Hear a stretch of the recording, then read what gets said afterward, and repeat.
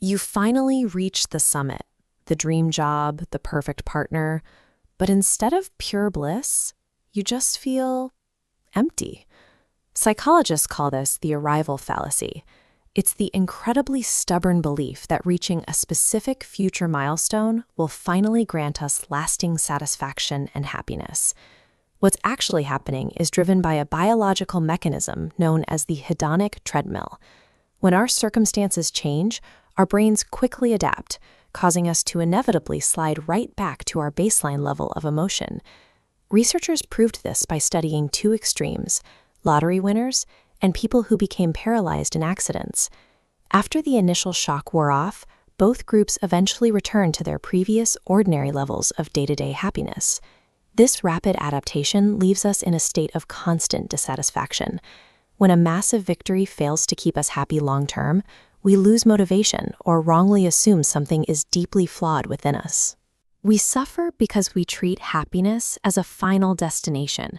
We simply don't realize our biology is explicitly designed to turn every finish line into a moving target. Mother Nature didn't design us to be happy. Evolution prioritized fitness, fear, and survival over any sense of natural contentment. Think about it.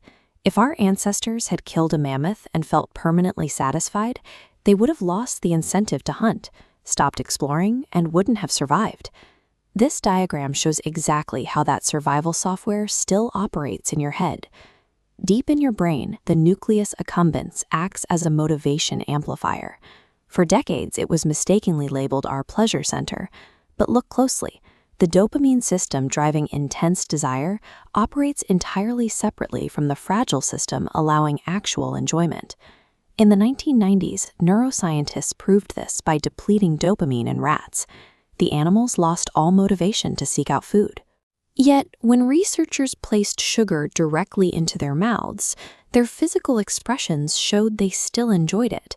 They liked the reward, they just didn't want it anymore. Our brains are biologically wired to prioritize the relentless chase of rewards over the actual enjoyment of them. That feature kept us alive in the wilderness, but it makes us miserable today. Now drop that ancient brain into the modern world. Smartphone notifications and endless social media feeds perfectly hijack this dopamine-wanting system. You feel a constant urge to scroll, even though the experience itself provides almost zero genuine pleasure. And the physical marketplace is just as overwhelming. Psychologist Barry Schwartz calls this the paradox of choice. Having a massive abundance of options in front of us actually decreases our emotional well-being and spikes our anxiety. Schwartz divides us into two groups.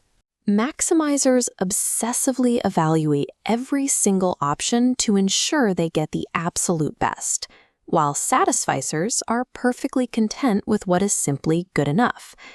Maximizers suffer much higher rates of regret and depression. The sheer mental cost of analyzing trade-offs washes out whatever joy they get from their final decision, because their biology forces them back to baseline anyway. This data table illustrates how our environment amplifies the pain. Looking at the satisfaction with life scale, we see a direct, measurable link between how often young adults compare their status against others and a drop in their life satisfaction. We are navigating a hyper-abundant 21st century world using scarcity-driven ancient hardware. It creates a perfect storm for chronic dissatisfaction. But realizing you are wired for dissatisfaction is actually liberating. If you feel unhappy after a big win, it doesn't mean you are broken. It means you are functioning completely normally. 2,000 years ago, ancient Stoic philosophers developed early cognitive tools to regulate this exact emotional roller coaster. Their core practice was strictly identifying what is in our control versus what is out of our control.